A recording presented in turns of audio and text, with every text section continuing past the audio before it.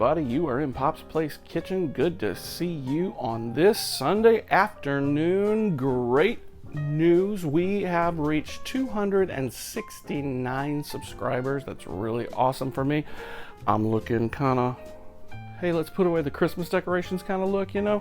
But I'm still going to cook because I had planned on jumping on one of the first of those preparatory recipes getting into the Mardi Gras season, which is March the 1st. So the first one we're doing is gumbo, and this is gonna be amazing. But before we do that, I mentioned to you before over many videos that once we got to 250 subscribers, I was going to be picking randomly one of my subscribers to give away one of my ceramic coated cast iron Dutch ovens, and we are beyond that 250 point. So if you want to be in on that, you have to be a subscriber, and you're going to have to email me at emailpopsplace@gmail.com.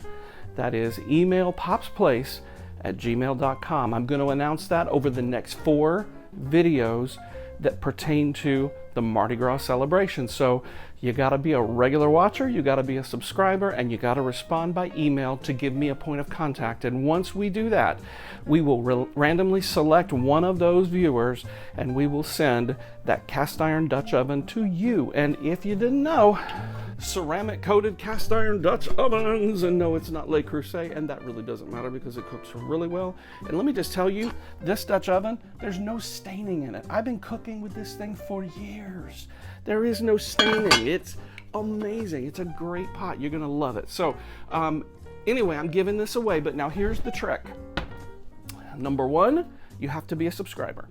Number 2, you have to email me in response to one of these videos and send me your contact information by email. You just basically just tell me you're watching and that you're interested in the pot. That's all we need to know. Once I get your email, your name goes in the hat, and then at the end of the month we're going to be doing the drawing, and one of my subscribers is going to get that ceramic coated cast iron Dutch oven in one of 4 delicious colors: red, white, green, or blue. And I will send you the photos.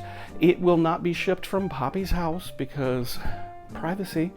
I will have it shipped directly from Amazon to you, and you will get to enjoy this pot just as much as I've been enjoying it for these years. That my daughter gave it to me quite a few years ago, and I've enjoyed it. Still beautiful, still in great condition, and I use it so much, especially when I'm doing gumbo. So tonight, gumbo.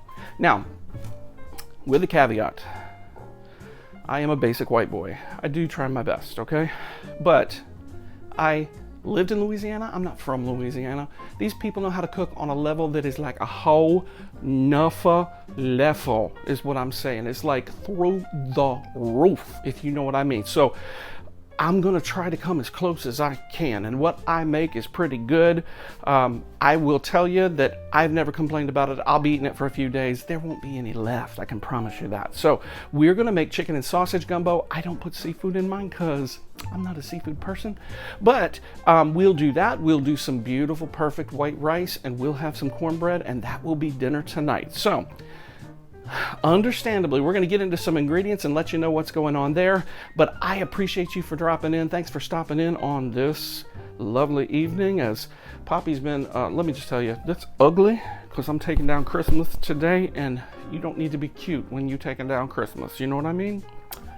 Don't even help. So anyway, we'll be right back with some ingredients. I'm going to get this going, and then we're going to go take down some Christmas decorations. You know what I mean? Okay, be right back. All right, your ingredients for the gumbo. Of course, when you're going to cook Louisiana fare, you're going to use the Holy Trinity. That is onion, that is celery, that is bell pepper, and it's going to be diced up fine and ready to go. In this particular case, I'm going to add in 1 jalapeno pepper. I'm going to dice up a couple of beefsteak tomatoes. I may throw some garlic in there just because I'm mean like that, but who knows what we're going to do. Then for the roux, and yes, we're going to have to make a roux. So many people hear the phrase roux and they get freaked out because they think it's so complicated. It's really not. Roux is all about low and slow. So we're going to make a roux with flour and of course some oil and butter, which we will cook that roux down until it is a beautiful chocolate brown.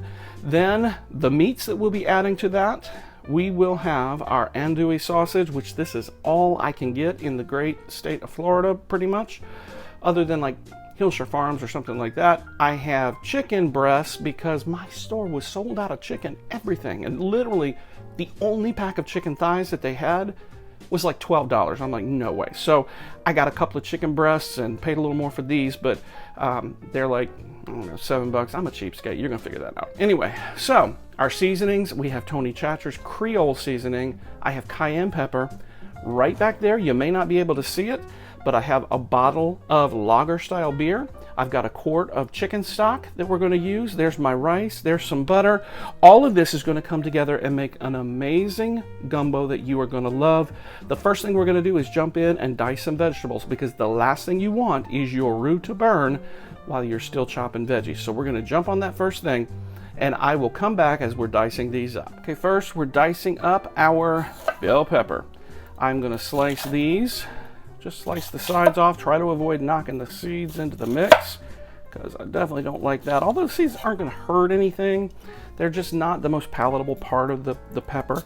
I like to cut that membrane out as well. If you've watched me cook anything, you know that I try to use it all. I don't use that fibrous stem, but I do use pretty much everything that's edible pepper in my mixture, because I definitely want all that good flavor in there. There's nothing wrong with that. So, all right, and so with the bell pepper, we're just going to dice it, slice first into little strips. Hard to see me, but you'll kind of get the idea. I'll move the rest of this out of the way. Once I do these into little strips, I'm going to slice them into little dices, and basically that's what we're after right there, is just little dices. Not super complicated. Definitely something you can do pretty easily. So we'll do the rest of this pepper. I'll come back on the onions, and then we will cut up our celery as well, and then our jalapeno pepper. All of this comes together to create a great base for our gumbo. Okay, so the secret to dicing really fine onions is I leave the core in the onion whenever I'm doing it. So what you want to do is cut the onion in half down the middle, leaving the core, and then across the top, and this is kind of the way I do this, I don't slice all the way through. I just slice from the cut end towards the core. We're going to leave some of that base in there, and we will basically slice this up as best we can without cutting all the way through to that core. Getting very uncooperative with me, Mr. Onion. All right, so that we can get this very small. We'll do the same thing from across the top. Little piece of that skin there. I will cut all the way through from the top. Whatever falls out, we'll chop up. Onion is not super problematic for me. There's a lot of people who are like, oh, it makes me cry when I cut onions. It doesn't bother me. I've been cutting so much onion through the course of my life that I'm kind of immune to it. I mean, it has to be a really strong onion before I begin to feel it. But again, you have some of those long pieces. We'll just get a hold of them and cut them up. We're going to do the same thing on the other side. Just dicing this up, if you can, in just little dices. They will cook down, they will release their juices, so it's not that big a deal. We'll come back on the celery momentarily, and then we'll take our next step with the jalapeno pepper. Okay, so when you're cutting celery, the way you do that, you're going to cut the ends off, of course. I'm doing about 2 stalks of celery here, and you're just going to run your knife down that stalk of celery until you create a couple of little thin slices. And we put those together kind of at the same length, and we just kind of get our assembly line of production going. It doesn't really matter if we mix these together. Celery, onions, and bell pepper, they're all going in the drink at the same time. The only one that we're going to watch out for is adding garlic. The garlic is only going to go in probably about 3 cloves of garlic just before we start adding liquids, because we don't want to burn garlic. Garlic is gross once you burn it. So again, we're doing fine dices. All of this approximately the same. If you get one that's a little bigger, that's all right. He's just an overachiever. It'll still cook. But we just want to make sure that we kind of get all of these at about the same size, and they will all go in together and at the same time. Now, as far as our jalapeno pepper, jalapeno peppers are fun. If I had to warn you about anything with regard to jalapeno peppers, it's this. Do not touch any orifice of your body after you cut or de-seed a jalapeno pepper unless you have washed your hands. And I recommend that you cut some of that capsaicin oil on your hands from the pepper with some vinegar so that you actually do away with that vinegar. Soap and water does not always work. Basically what we're going to do is we are going to de-seed this, and I'll show you this one on camera. I kind of did that one over the sink. It's not a big deal. I pulled the stem off. The heat of this particular pepper is in its seeds. So I'm going to go to the short end, or the tiny end, and I'm going to use my spoon to dig those seeds out. I don't want them falling onto my work area though, so just to pull that membrane and those seeds out, because none of that's really palatable. If you like it hot, leave the seeds in there, I guess. But that's not really advisable because you will definitely feel that heat. You know, that's like an 80s song. Feel the heat. Okay, so then cut them, and that's kind of a wide one there. That was not the best one. Cut them into small strips, basically, is what you're doing, because we're going to dice these up fine. They can go in at the same time as the other peppers as well. Not a big deal. This one jalapeno is plenty. Yes, it is, because I'm going to be doing other seasoning. It really doesn't matter at that point. So I'm a chopping and a chopping and a chopping and a chopping, and it's sexy and I like it and it's chopping. Okay, here we go. All of those chopped vegetables. You're not going to need these for a little while. We got to make our roux first. So not a huge dealio, but this is pretty much all the veggies other than the tomatoes that we're going to have to chop. I will rough chop those and we'll put those in a bowl. Because that's going to be better. But cutting up that jalapeno. They're a little different color than the green pepper, so you'll be able to see the difference, but they're going to cook in so much, you're not going to care. So, all right, so all of that can go over together. Don't much matter. And we're going to rough chop a tomato. And so I'll be right back for that. Not a lot of difference when you're rough chopping a tomato. I will tell you that with this, I tend to like to kind of do the same thing that I do with an onion when I want a small diced tomato, in that I cut from the bottom to the core. The core is not really palatable on the tomato anyway. It's a lot of very dense fibrous stuff, so not worrying too much on that. Cut on down, get it on down, and basically we're doing the exact same thing. Same thing that we did with the onions. Dice across a tomato, not a big deal. Try to avoid getting that juice in there when we actually add the veggies because, you know, but basically again, you're wanting little tiny dices of tomatoes, something very small. We'll dice up the rest of this tomato. We'll get right back to it in just a moment. Okay, y'all, so I am not cutting up the chicken. I'm gonna put it into the gumbo once we have a good portion of liquid in there, and I'm gonna let that chicken cook for several hours. Then I will pull it out and shred it. Now the andouille sausage, on the other hand, that's a little different. Now andouille sausage is a little different than other types of sausage. If you don't have it where you live, you can use smoked sausage, and that's fine. But andouille is just a little different. And what we want is about, you know, like 1/2-inch coins is what you're looking for. I tend to cut it up, and you want about 1 pound of sausage cut into these cute little coins. And once we cut that up, we'll set it aside. Again, this does not go in until a little later in that process. So, cut your sausage. Once you get to that bend, you can kind of cut into the bend and cut all the pieces up. This is the part my daughter doesn't really care for. Actually, she does not really a meat eater at all, so she'll eat the veggie portion of this. That sausage flavor, she may not be able to do anything about it, but we're gonna do our best. So, the chicken, again, is gonna go right in the drink just like it is. Next time I see you, we'll be making some roux. We are on the stove, and I'm gonna use about 1/2 cup of oil. I will add some butter a little later on in this process. I'm going with olive oil. It does have a little bit of a lower smoke point, but I don't think it's really going to matter in the grand scheme because we really want this flour done. I will tell you, you can speed up this process by sprinkling this flour onto a baking sheet and baking it and browning it some. That will speed it up. We're going to heat up this oil, and then we're going to turn the heat way down, probably till about medium, because there are 3 stages to roux. You have a blonde roux, you have a caramel roux, and you have a chocolate roux. And the chocolate roux is what we're after for a gumbo. It takes some time. It doesn't happen quickly. You can expect a good few minutes of using your whisk and whisking that flour so that it doesn't burn. You never want it to get to the point where the flour browns too quickly. It will burn, it will ruin the flour, it ruins the gumbo. So we're going to heat this up high right now, only for a couple of minutes, and then I'm going to turn it down to medium, and I'm going to start with the flour. So I just want to quickly infuse some heat into the oil.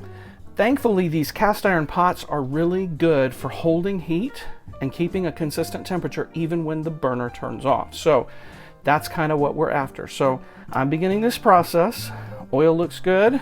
I will put some butter, but I definitely don't want butter to burn. So we'll do that towards the end whenever we're adding our veggies so that there's some moisture in with that. So, all right, I'm gonna go ahead. I've started a quick heat on the oil, and I'm gonna go ahead in there if I feel like I need some more oil, because I definitely eyeballed that oil. Okay, that's already beginning to fry.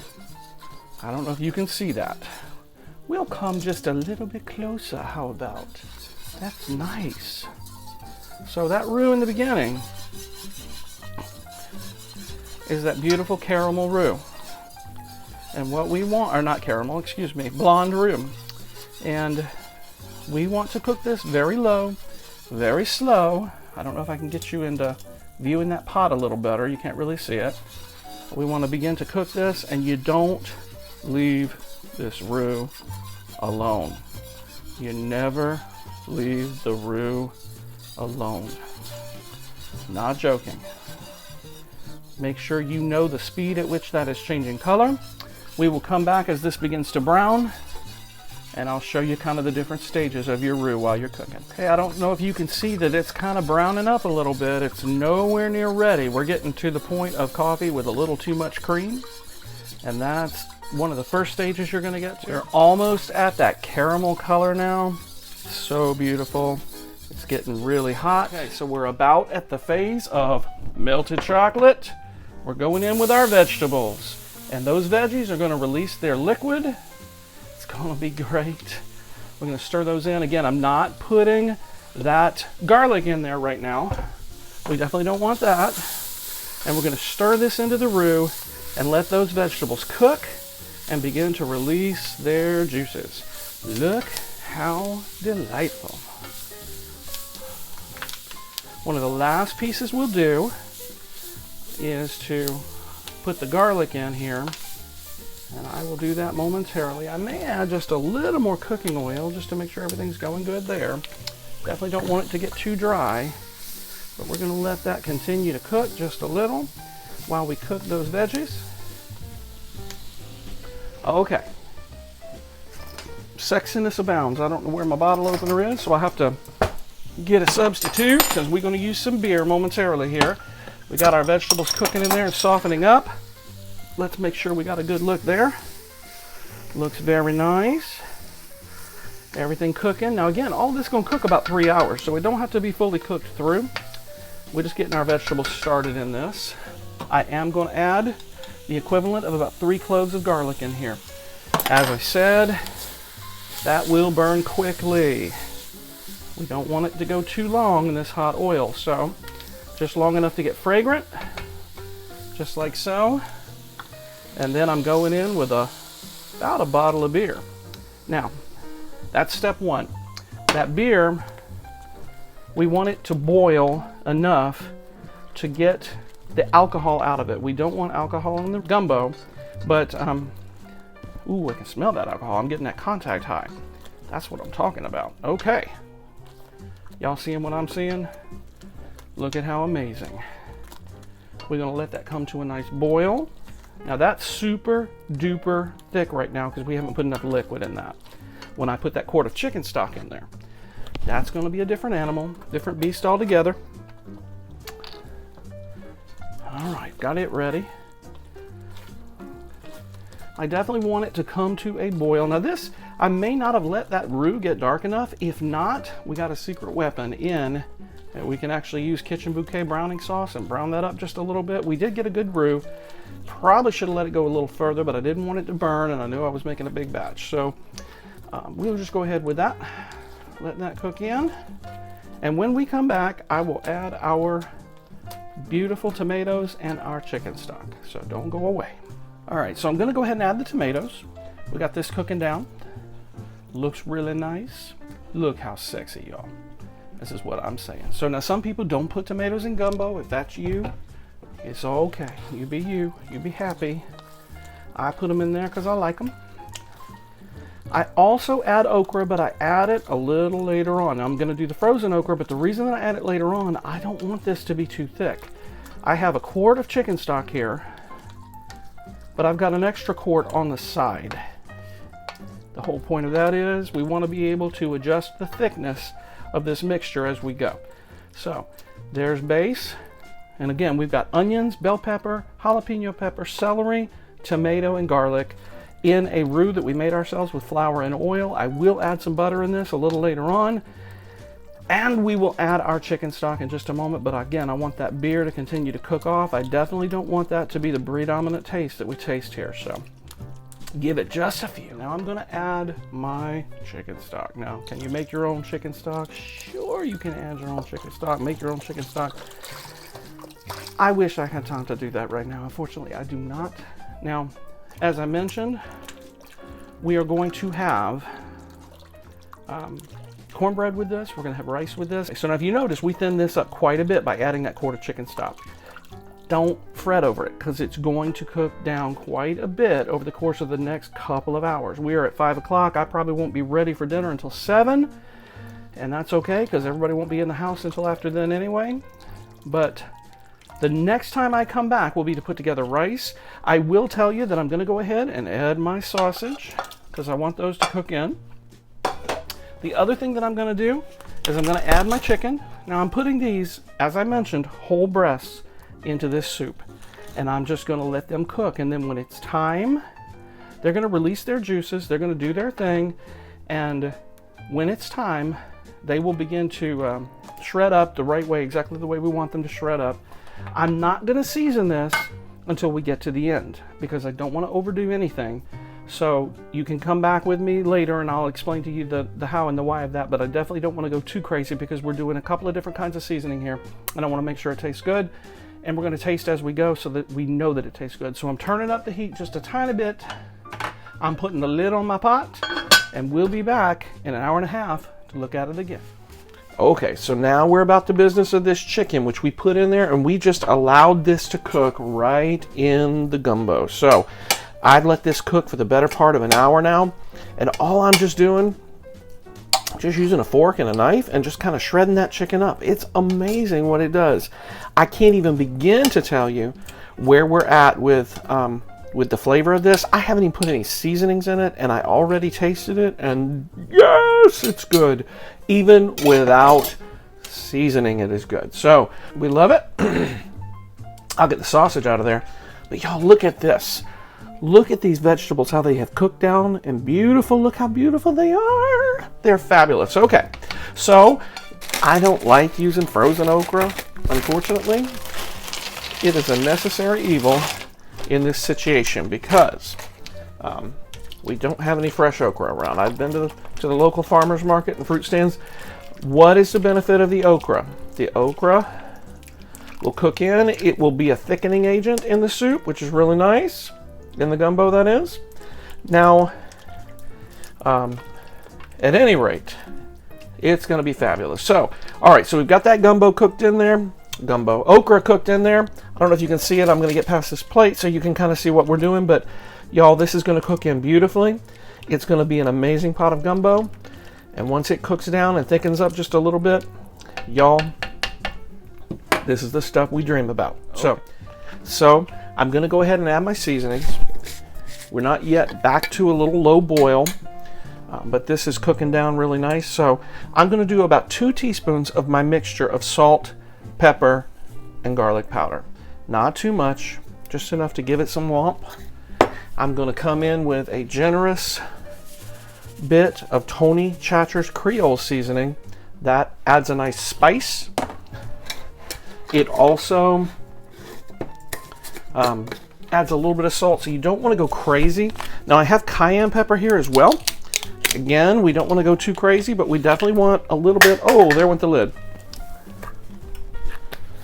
We definitely want a little bit of heat for this, so Just going a little bit on the cayenne, and we'll put that right over here. And we're gonna get this going, and then we're gonna give it a taste momentarily to see how we're doing. Oh, beautiful. Let's give it a shot.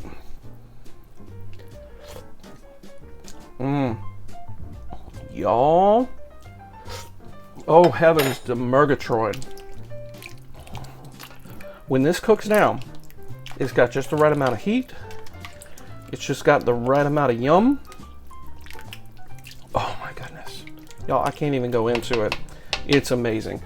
I have made better gumbo, but this is good gumbo. So we're gonna put the lid back on it. I'm gonna start the rice in just a little while. We will come back and make some cornbread and be ready for dinner. Okay, I got this half a stick of butter that I am gonna add to the mix, cause I like butter in my gumbo. All right, you can do that or you can leave it out, but gumbo adds a richness, or excuse me, butter adds a richness to gumbo, so I like that. I'm gonna stir it in. Everything's better with a little bit of butter, if you know what I mean. So now give it a stir. Still melting in there, but it's nice, and I used basically butter that had come to room temperature, so we're gonna try. Oh yes. Oh yes. I can't even go into it how good this is. Y'all, this is what we're talking about. So we're bringing this back to a low boil.